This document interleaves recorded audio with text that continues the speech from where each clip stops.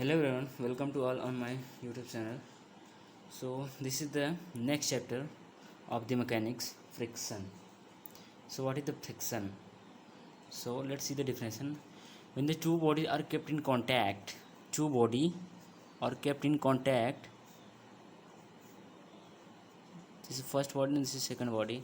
When two bodies kept in contact, electromagnetic force act between this charge particle. जब कोई particle charge होता है तो इलेक्ट्रोमैग्नेटिक फोर्स लगता है at the surface of bodies. उसके सरफेस ऑफ बॉडीज़ पे जो पार्टिकल होता है उस पर लगता है इलेक्ट्रोमैग्नेटिक फोर्स.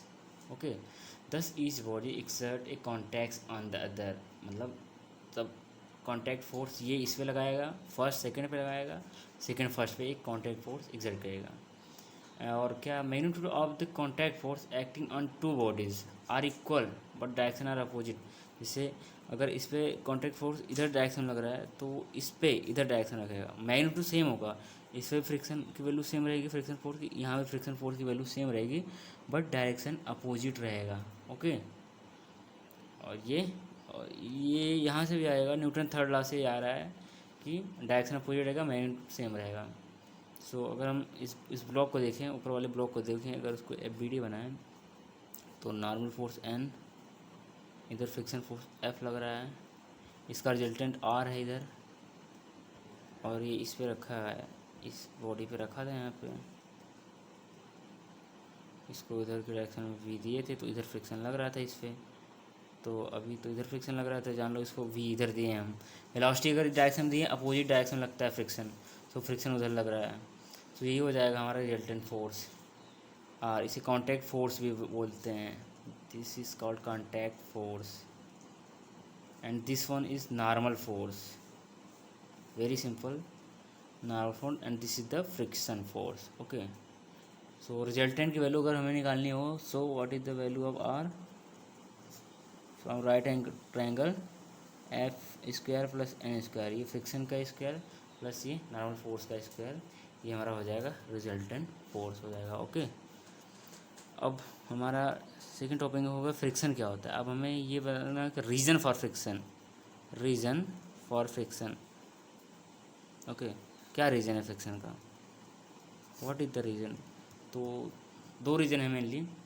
एक तो है interlocking of extended part of one object into the extended part of the other object.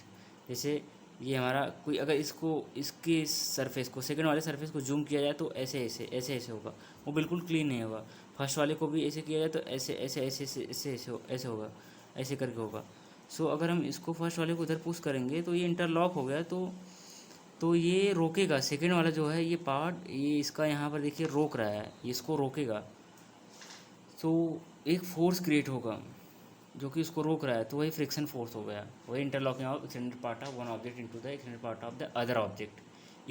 Extended part of one object, जिससे फर्स्ट का एक्सटेंडेड पार्ट इसमें घुस गया है, सेकंड में, पहले वाले में. अगर इसको पहले बोले से दूसरे, तो पहले वाले का पार्ट सेकंड में घुस गया है. ओके, तो इस वजह से लग रहा है. और सेकंड रीजन क्या है, ये फर्स्ट रीजन हो गया. This is the first reason. And what is the second reason. Second reason है bonding between the molecules of the two surface of object in contact. ये हमारा टू सरफेसेस है, ये फर्स्ट है, ये सेकंड वाला है, लेट्स. तो इसके बीच में बॉन्डिंग हो जाती है, कुछ बॉन्डिंग हो जाता है. So bonding between the molecule, molecule के बीच में बॉन्डिंग हो जाती है, इसकी वजह से भी फ्रिक्शन होते हैं. हमारा दे दिया. नेक्स्ट टॉपिक हमारा क्या है, नेक्स्ट टॉपिक हमारा है friction force is of two types. दो टाइप के होते हैं. कौन सा, पहला है kinetics, kinetics, second one is statics. Very simple, पहला काइनेटिक्स, दूसरा स्टैटिक्स. टू टाइप के होते हैं फोर्स, पहला काइनेटिक, दूसरा स्टैटिक्स. अब काइनेटिक फ्रिक्शन फोर्स क्या है, पहले हम देखते हैं काइनेटिक फ्रिक्शन फोर्स है क्या. तो kinetic friction force is between two contact surface only when there is a relative motion between. मतलब काइनेटिक बोल रहा है तो अंडरस्टैंड है कि रिलेटिव मोशन होगा between two contact surfaces. So ये है पहला कॉन्टैक्ट. और ये लेट्स, ये कोई हमारा टेबल है, इस पर हमारी कोई कॉपी पड़ी हुई कॉपी. सो अगर हम इस पर फोर्स लगा रहे हैं, सो रिलेटिव अगर वी वेलोसिटी से इसको आगे कर रहे हैं, और ये हमारा टेबल यहीं v इक्वल टू 0 पे है, और सो ये इसके बीच में रिलेटिव मोशन कितना है, v है. सो यहाँ पे होगा कौन सा फोर्स, काइनेटिक फ्रिक्शन फोर्स यहाँ लगेगा इनके बीच में, काइनेटिक फ्रिक्शन फोर्स लगेगा इनके बीच में. Okay, kinetic friction force. Okay, so direction of kinetic friction force किधर होता है अब हम बताएंगे। It is opposite to the relative velocity of the object. Okay, relative velocity जो ऑब्जेक्ट का है उसके अपोजिट में होता है with respect to the other object in contact consider. जैसे अगर हमारा ये वेलोसिटी है v, ये v है, सो अगर इस पे हमें फोर्स निकालना है इस बॉडी पे, अब इस सरफेस से देखेंगे कि रिलेटिव वेलोसिटी इसकी कितनी है तो v होगी, और डायरेक्शन क्या है इसका, इधर साइड है, इधर साइड। सो इसके अपोजिट में लगेगा डायरेक्शन, इसके अपोजिट में लगेगा फ्रिक्शन फोर्स इस ऑब्जेक्ट पे। ओके, यही बोल रहा है, इसका डायरेक्शन यही होता है, अपोजिट होता है। It is opposite to relative velocity of the object with respect to other object. Okay, ये होता है। और इसकी मैग्नीट्यूड की बात कर लें तो मैग्नीट्यूड क्या होता है, मैग्नीट्यूड काइनेटिक फ्रिक्शन फोर्स की मैग्नीट्यूड क्या होता है। सो मैग्नीट्यूड जो हमारा होता है एफ के से डिनोट करते हैं, ये म्यू के इंटू एन होता है। म्यू के कोएफिशिएंट आता है, एफ के जो हमारा फ्रिक्शन फोर्स है वो नॉर्मल फोर्स की प्रोपोर्शनल होता है, तो जो कांस्टेंट हमारा हट के आता है वो म्यू के आता है। ओके, ये प्रोपोर्शन एफ के हमारा जो होता है प्रोपोर्शनल होता है नॉर्मल फोर्स के। सो ये कांस्टेंट आता है म्यू के, इसको बोलते हैं हम लोग coefficient of kinetic friction, coefficient of kinetic friction. Okay, और इसकी वैल्यू जो डिपेंड करती है nature of two surface in contact. Mu की जो वैल्यू है वो डिपेंड करती है नेचर ऑफ सरफेस जो कॉन्टैक्ट में है। Okay, and now the what is the statics friction force. So it exist between the two surfaces, normal सी बात है। When there is tendency of relative motion but no relative motion along two contact surfaces. Relative motion तो होता ही है, tendency होती है relative motion की। ओके, बट मीन्स टेंडेंसी होती है, टेंडेंसी बहुत इंपॉर्टेंट टर्म है।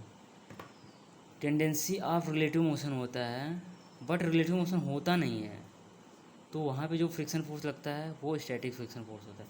There is tendency of relative motion, there is tendency of relative motion but no relative motion along the two contact surfaces, तो वहाँ पे स्टैटिक फ्रिक्शन लगता है हमारा। ओके, और उसकी वैल्यू अगर हम देखें कि ये हमारा ऑब्जेक्ट है, ये हमारे टेबल पे पड़ा हुआ है और इस पर हम फोर्स लगा रहे हैं 10 न्यूटन का।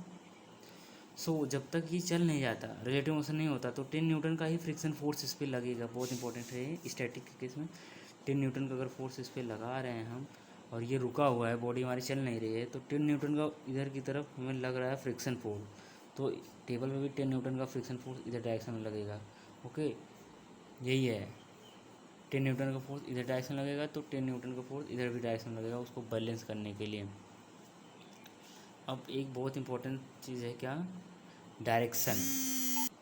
सो कुछ स्टेप हैं, कभी कभी बहुत वैसे सिंपली पता चल जाता है, लेकिन कभी कभी बहुत ज़्यादा ये हमें कॉम्प्लिकेटेड लगने लगता है। तो कुछ स्टेप्स हैं जो कि फॉलो करने चाहिए डायरेक्शन निकालने के लिए स्टैटिक्स के केस में। सो पहला क्या है, draw the FBD, draw the free body diagram, free body diagram with respect to the other object on which it kept. जैसे हमारा कॉपी जो है ये टेबल पे रखा है, तो इस टेबल के रिस्पेक्ट में इसका एफवीडी बनाते हैं। पहला स्टेप है draw the FBD with respect to the other object on which it kept, means table के रिस्पेक्ट में इस ब्लॉक का हम एफवीडी बनाएंगे, डायरेक्शन में पता लगाना। दूसरा क्या है, इंक्लूड स्यूडो फोर्स। अगर pseudo force means pseudo force की बात आ जाए, include pseudo force also if contact surface is accelerating. ये कॉन्टैक्ट सरफेस हमारा है, ये एक्सलेट कर रहा है, तो स्यूडो फोर्स का कॉन्सेप्ट आ जाएगा, क्योंकि वहाँ हमें इनर्शियल फ्रेम नहीं मिलेगा। So include pseudo force if contact surface is accelerating, if contact surface is accelerating, contact surface अगर एक्सलरेट कर स्यूडो फोर्स भी आ जाएगा, उसको इंक्लूड करना पड़ेगा। थर्ड स्टेप क्या है, decide the resultant force and component parallel to surface of this resultant force. जो हमारा रिजल्टेंट फोर्स आएगा, डिसाइड द रिजल्टेंट फोर्स, जो हमारा रिजल्टेंट फोर्स आएगा। सो थर्ड स्टेप में क्या करते हैं, डिसाइड द रिजल्टेंट फोर्स, जो हमारा इनकी वजह से, ऊपर वाले की वजह से वो रिजल्टेंट फोर्स होता है, एक वीडियो बनाने पर, decide resultant force and component parallel to the surface of this resultant force. Okay, और हमारा लास्ट है the direction of static force, the direction of